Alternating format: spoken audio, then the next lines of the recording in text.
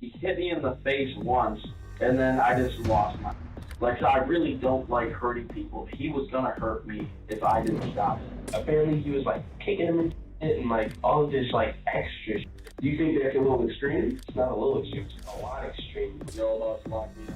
This is Christian Hillman. Just a few hours prior to this interrogation footage, he was arrested for brutally knocking out a 64-year-old man. What I'm sitting here listening to while I'm sitting here in my chair is listening to a kid who thinks that he's just talking with two guys instead of understanding the gravity of why he's sitting in this room. And you need to grow up, young man. Unbeknownst to Christian, at the time this interview took place, McFarland was fighting for his life in a hospital, and Christian's life was about to change forever. They have me shackled to the floor. I am not violent. I have no weapons. They took my boots. What boots? In fall 2016 in southern Kent County, 18-year-old Christian Hillman had been riding his dirt bike on a wet evening when he got into a confrontation with 64-year-old William McFarland along Whitneyville Avenue. The conflict then escalated, and they both pulled into a church parking lot. And it was here where Christian would make the worst decision of his entire life and ended up leaving the old McFarland knocked unconscious on the floor before scurrying home. What he didn't realize was that the attack had been witnessed. Police officers soon arrived at the scene after those same witnesses called 911, and after not much searching, they located Christian and brought him from his house to the police station. Meanwhile, William was rushed to the hospital in critical condition. The majority of this footage was recently released and has never been seen before. So were you home all night tonight? No. Okay. I got home for a little while, and, you know, like, I live way out in the country. Sure. So, like, basically out there, like, I've seen police officers out there. I've been riding my dirt bike down the road. They just waved to me and everything. Oh, yeah, absolutely. Yeah, it's so far out in the country. Everybody rides dirt bikes out there.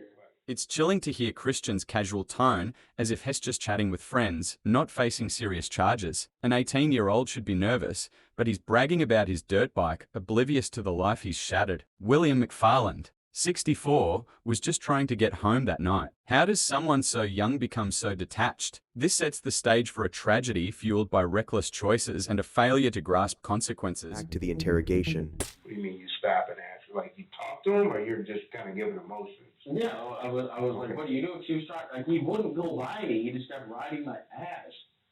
So basically, I stopped for a second, and he started getting all mad, getting out of the car and everything.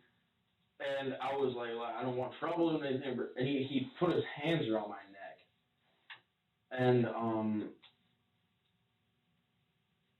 And there was a thorough ass beating after that. Okay. Honestly, I feel like I was in self-defense, though. You feel like what? Self-defense, though, because he really did attack me first. Okay. Yeah. Okay. So, what did you do? Oh, no, he was already down the street. He didn't see it happen, but he pulled right up at the last second. Oh, okay. Yeah, so he really didn't witness anything, as a matter of fact. Despite the officer's attempts, Christian is careful with his words and seems to have thought of everything, leaving no loopholes. From his point of view, he's an innocent victim to what would have been a terrible accident due to road raging, but that shocking behavior doesn't end here. Who else was going to be there? It It was three of you. It was like, and then my friend came and picked us up, and then he Driving, right. what was he what? The witnesses saw three people on ATVs and dirt bikes. There was only two of us. Okay. Witnesses saw three. So, like, He's a good dude, you know. what does he look like? Is he a black guy, white guy? Real quick. Is like, how do I explain him? He's a white dude, got really long hair. Okay. Like, I just want you guys to know that he had absolutely nothing to do with That's it. fine. Look, I wasn't there, man. So, he has really long hair. Yeah. What color? It's like darker brown.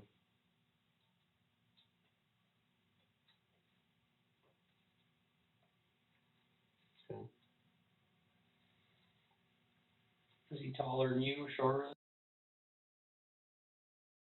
Not by like a really long ways, but. Could I put these handcuffs on? No, you don't have to put them on. Those aren't handcuffs. Those are ankle cuffs. They go around your ankle. Hell yeah. So you're riding the ATV.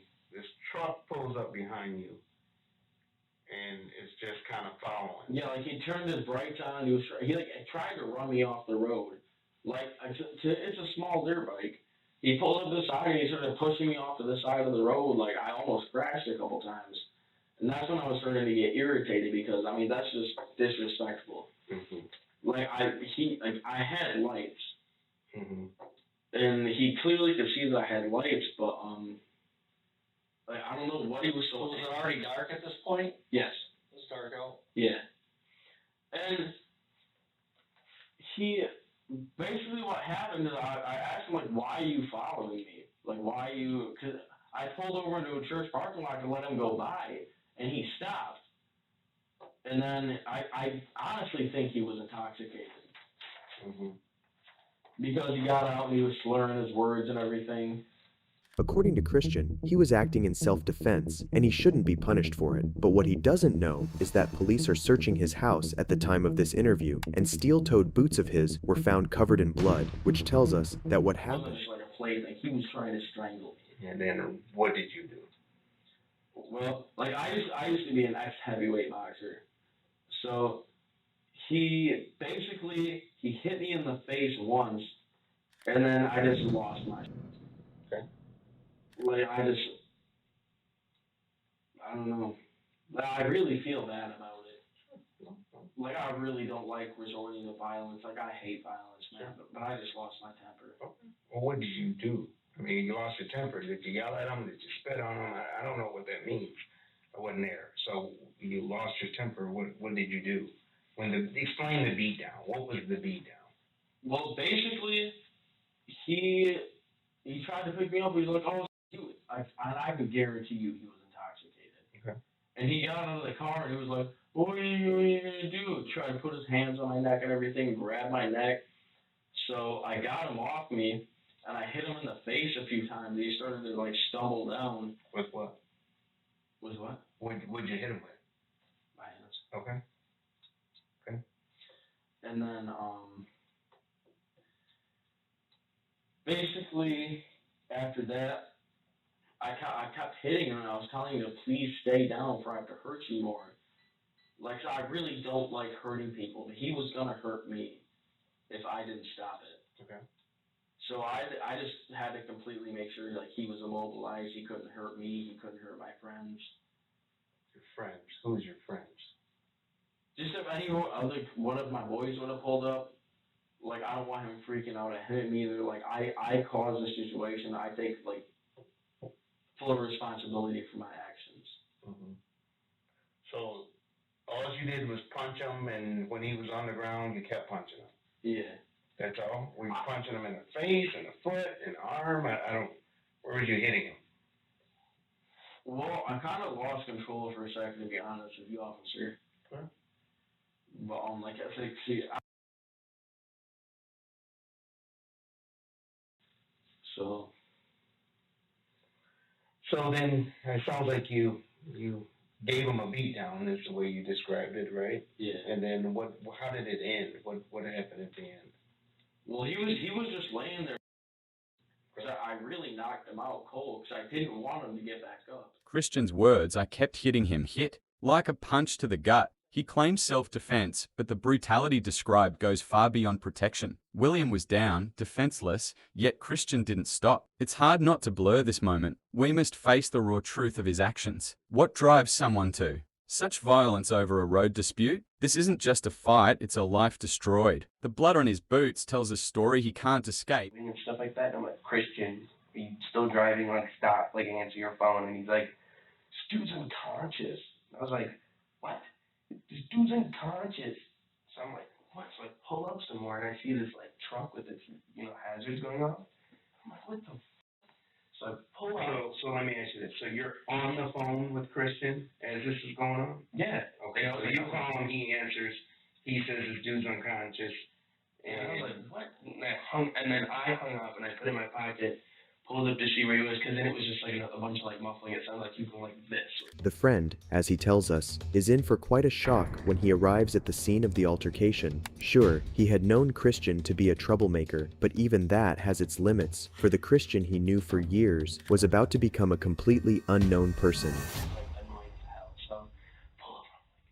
I finally saw the truck, so I pulled up, and he was like right there, and this dude's like laying there unconscious, and I'm like, dude! And he's like, dude, he choked me, and I was like, what? And I was like, we need to go, bro. You just knocked him out. Let's go, bro. And he's like, all right, bro, let's go. And he was like trying to like pick up his dirt bike, and like people started showing up, and he started like talking to all these people and everything, and I was just like sitting on the ATV like, what the fuck, what the fuck, what the fuck? And then he got on, and we just jetted back to his crib. Okay. So you get back to his house. Yeah. Pull these things in the garage, and then what'd you guys do? And then we sat for about maybe an hour, smoked some cigarettes. Ate a little bit of food, and then we were like, I'm gonna go back to my house. We're like, sure, go back to my house. Okay. So what'd you guys talk about it? I mean, very dramatic story. Yeah. Very animated on what happened there. And then you're telling them like, yeah, they went to the house, ate, smoked, and that was it. I mean, I gotta imagine this is a pretty traumatic event. Yeah, you guys are sitting talking about what happened. Yeah, what did he say? Christian said that he was driving and the guy like got really close to the back of him, and he's always told me that it's like scary when someone gets to really close to the back of you on like a two-wheeler that gets they touch that back wheel, you're gonna fall. So sure. He starts pulling over, and the guy pulled over with him, and I believe him in that part because his bike was parked right in front of his truck, and I'm like, so I was like, all right, whatever. And then, so Christian gets off the bike, and the guy must have gotten out of the car, too, and Christian said he laid hands on him, and Christian just beat the shit out of him. And he said it was complete self-defense. Like, I've known Christian for a while now. You know what self-defense is? I mean, it's like when someone, like, attacks you and you use, like, I would say, I guess a little bit. Did that sound like this scenario? As badly as he was hurting, I couldn't tell you. Honestly, as badly as he was hurting, do you think this is self-defense? No. Okay. Why? Besides going to Grand Rapids Christian, you seem like you've been in the streets. You got friends who's in the streets. You seem like an intelligent young dude, right? So this is in a severe condition. Like, sure. Like punching someone in the face and knocking them out is one thing, and like pushing someone out of the way or something like that. And then doing what? After you push them out of the way, you get the hell out of there. You know what I'm saying? Yeah. But apparently he was like kicking him and shit and like all of this like extra shit. I was just like. And now he must pay the consequences of it. And so the detectives inquire about the details of that fateful evening. Your old boss locked me up. No. Well, we need you to be completely honest with everything. Oh, I'm being completely honest with you guys. Okay. Not being completely honest with everything. Okay.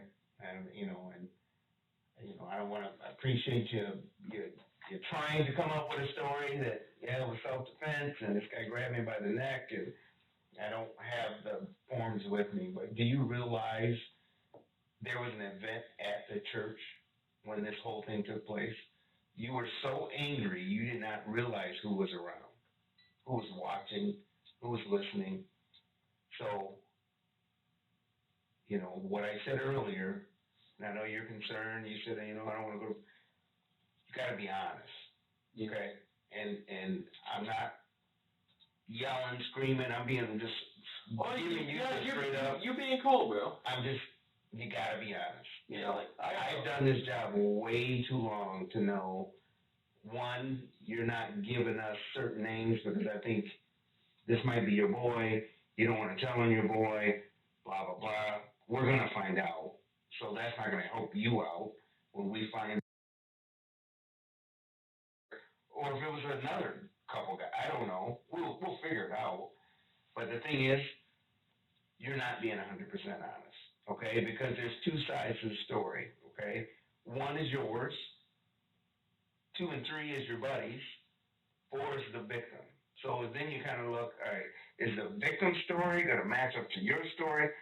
But in this case, it's easy because we can take your story out and the victim story out, and we can talk to witnesses who don't know you and don't know the victim. So for a case like this, it's simple. I mean, we just talk to the witness. What'd you see? What'd you hear? Who did what? Who did what next? It's better than catching it on video because you have witnesses who don't even know you and don't know. It's different if I say, Christian, yeah, we got 2 witnesses. Well, who are they? Well, it's the victim's cousins.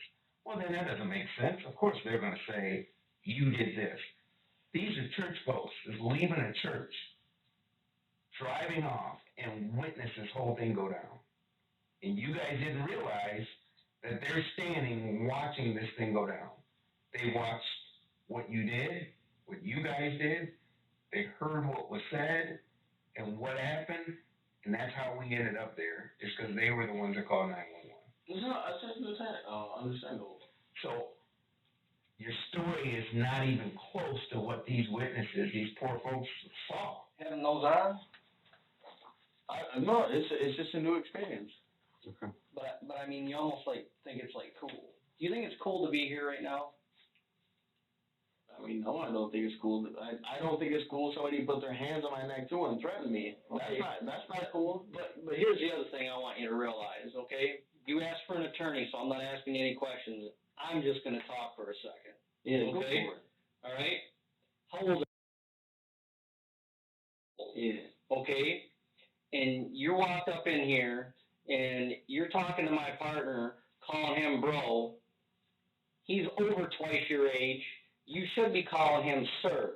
I did call What I'm sitting here listening to, while I'm sitting here in my chair, is listening to a kid who thinks that he's just talking with 2 guys instead of understanding the gravity of why he's sitting in this room. Okay? Old. And you need to grow up, young man. Sir, can you please stop raising your voice? No, I will not, because you know what? You are not going to tell me what to do. Do you understand? I will file a complaint on Go ahead, do it. Go ahead. Go give me my fucking lawyer.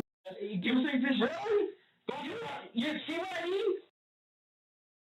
Look, sitting there calling me a nigger. I never even called One of my partners here. I never even called you a bro. Really? What did you just say?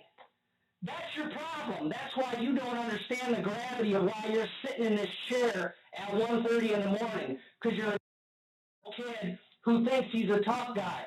And you want us to sit there and believe that you're just driving down the road on your ATV and this guy's honking his horn and you didn't do nothing wrong? You got an attitude, and it shows by the way you're talking to my partner. He was a 7-year-old man. And he also put his hands up. Okay. So you're going to say that so all these other witnesses saw what happened. And when we talk to your boys, I guarantee you their story isn't going to be the same. Because they're going to look out for themselves. Because they're not going to tell you shit. Okay. And when we get all the evidence out of your garage and everything else, it's all right. Y'all got a warrant? We're doing a search warrant at your house right now. You are, huh? Yep. Yeah. All right, we'll get my attorney in here I right have now. no idea who you're playing with. Yep. Oh, believe me, I do. The ATV, the bike is coming out of the garage right now, the blood all in the garage, everything. We have it all. There's no blood in the garage, cuz. Okay. Okay. You slipped up, buddy. You got a lot growing up. Oh, you're not as smart as you. Get me an We're attorney. not bringing an attorney in here. Oh, yeah, really? Okay. Tell us who the f*** are y'all. We're not I have the right to an attorney. You do get in here right now. and you can get And one. then you go over to the jail, and then you can call and get an attorney. Okay? What the f*** am I going to jail You'll for? find out. Find out. Big tough guy. You're a You'll tough find guy. out. You know all the answers, bro. Y'all assholes, bro. Christian's behavior and actions show he is completely out of touch with reality, and it's this choice of his. Christian's arrogance is infuriating. Calling detectives bro while William fights for his life shows a shocking lack of remorse. How could he not feel the weight of what he's done? His parents' enabling only deepens the tragedy, excusing his behavior as 2 sides to the story. It's a stark reminder that upbringing can shape a monster. The system must hold him accountable, but this feels like a failure of everyone involved. The way he's being treated, and it is here when we can see where his shocking behavior stems from.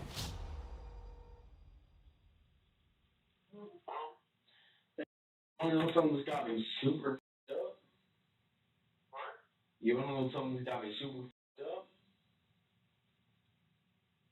What's going on? Well, right now I am in the Kent County Police Department. I am chained to the floor, and they're refusing me to give me an attorney. Well, we have to hire one. What are they charging with? No, this is the thing, Dad. Like, literally, they will not get me a public appointed attorney, and that's their job. Because we can afford one. They don't have to get you one after they're in you. Alright, well, you're not staying in jail tonight. I'm sorry. Like, somebody's gonna have to bail me out. I don't know who for. Yeah, you damn sure can. What are you arrested for? Well, for getting in a fight with that dude.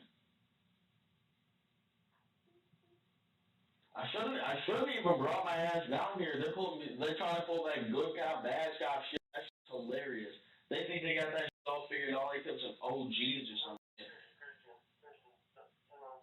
I'm 12. I don't give a fuck about them niggas. Christian, come on now. You know, you're letting things work for yourself. Just talking like that. No, but the only problem, this is what I'm not understanding here, is they will not give me an attorney which is supposed to be present during this time. They have me shackled to the floor. I am not violent. I have no weapons. They have me fucking chained to the floor. Christian, I don't know what to do about that. I don't know when we can get you an attorney. It's the middle of the night.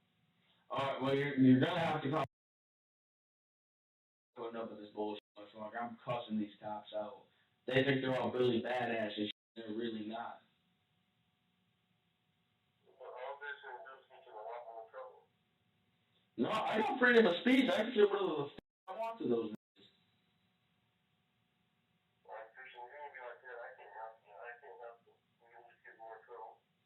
Alright, well, I need somebody to come bail me out. Well, I don't know if you can. I'll have to call my office if it's going on. Alright, I'm The way he speaks to his father with such disrespect is appalling. The same can be said about the way he behaves on call with his mother as he demands her support. Hello? want to come down to the police station? Well, I have the detectives here right now. Alright, well, what are they saying to you? And what are they searching? For the clothes that you wore. The clothes that were? Oh. How you left them in the house? So they have a warrant? Oh, they had a warrant? Yeah. I'm sure they don't want to wear your dirty underwear. Alright, no. I think, This is not a laughing matter. I know. I'm sorry, Christian. yeah, like, I'm really pissed.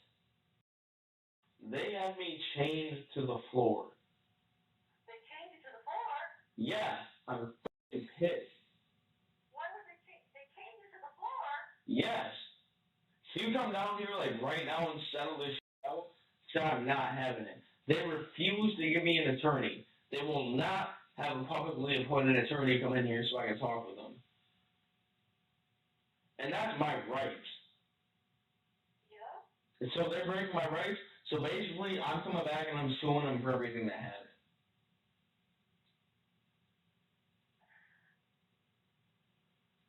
Gee, Christian. Look. You got me fucking chained to the floor. You're laying on the floor when you're chained. Yeah. Please come down here. Well, I have the guys here right now, so I can't leave. I need help. I need a lot more help than what they're doing right now. Yeah, listen, I can't leave. I can't even go downstairs in the basement or anything Why? because they're doing a search. Whereabouts are you anyhow? I am at the Kent County Jail right now. Is that the one?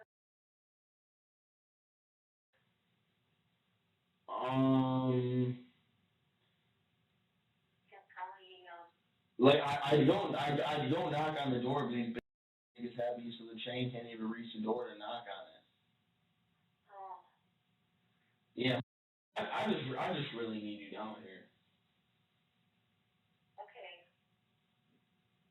So I So, can't leave right now. I can't leave. These guys are doing their job, and I can't leave. You know? And my phone is dying, by the way. really need you to be here. So are you at the Kent County Jail House? Yes. Is that's what you call it? Well, actually, damn it, hang on. I'm up. This is gonna be a struggle. Listen, more.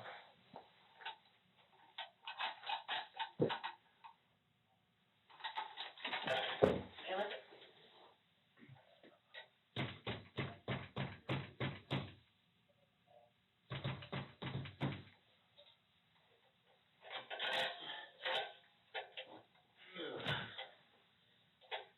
Well, Christian, you have your phone. Can I call you back? Well, I'd rather not. I'd rather have you I am come. going to. I am going to. You coming down here? Yes, I am. As soon as I get a chance, I will. All right, look. Everything cool down here. And you're at the Kent County. It's Kent County. It's not like the sheriff's department. Like what's the precinct? Kent County Sheriff's Department. Kent County Sheriff's. Yeah, I'm at the Kent County Sheriff's Department. Kent County. Bro, would you please get this out of the way? And that's our policy. I understand, bro. Live comfortable as hell, Yeah, man. sure. It's not made for comfort. All right, man. Yeah. Hang up, 'cause I do have to plug my phone in somewhere. Okay. Well, I really need y'all to come down here and bail me out. Okay, I will. All right. So when am I supposed to be seeing you? Well, I don't know how long the gentleman will be here. So I don't know.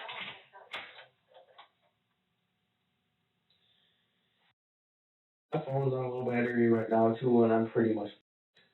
Okay, well, hang up the phone and then I'll come down. The mother on the phone saying that the cops think she doesn't know anything and she's going to keep it that way shows exactly why Christian behaves the way he does. These parents have created a monster against the detectives. An officer finally arrives to document the injuries Christian claims to have. Hey, man. What's going on? This dude's gonna document your injuries that you got to your hands, your neck. I have injuries in my neck. You said he choked you, right? Yeah, he grabbed me around here. Right. So you should have injuries there. Yeah. What I need you to do is stand up right here. I'm gonna take some overalls, show this is you. I'm ready to move up here first. Okay, I think that's what you're working on.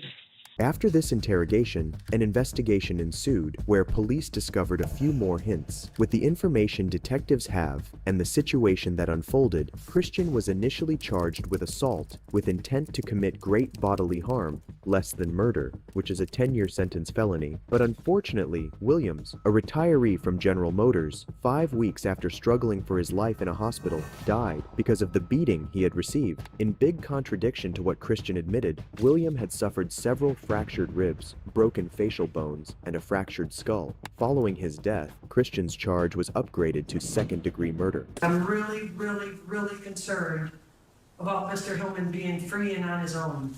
And probably if there wasn't testimony about the man's down on the ground being hit, I'd feel differently. Seeing his vicious crime, Christian, who was really proud of his bikes, will now only be riding them in his memories. His actions will forever haunt him. Finally, Christian Hillman was sentenced from 22 to 100 years in prison with possibility of parole. As of now, he is 25 years old. He recently lost his Michigan federal court request for a new judge to re-sentence him, along with losing his Supreme Court request for a new trial. He will be 41 before he is even considered for a parole review. William McFarland didn't deserve to die like this. Christian's 22 to 100-year sentence feels heavy, but justice had to be served. A 64-year-old retiree's life was taken over by a moment of rage. The legal system worked, but nothing can bring William back. His family's pain lingers while Christian faces decades in prison. This case forces us to ask, how do we prevent this kind of senseless violence? It's a heartbreaking reminder of the cost of unchecked anger.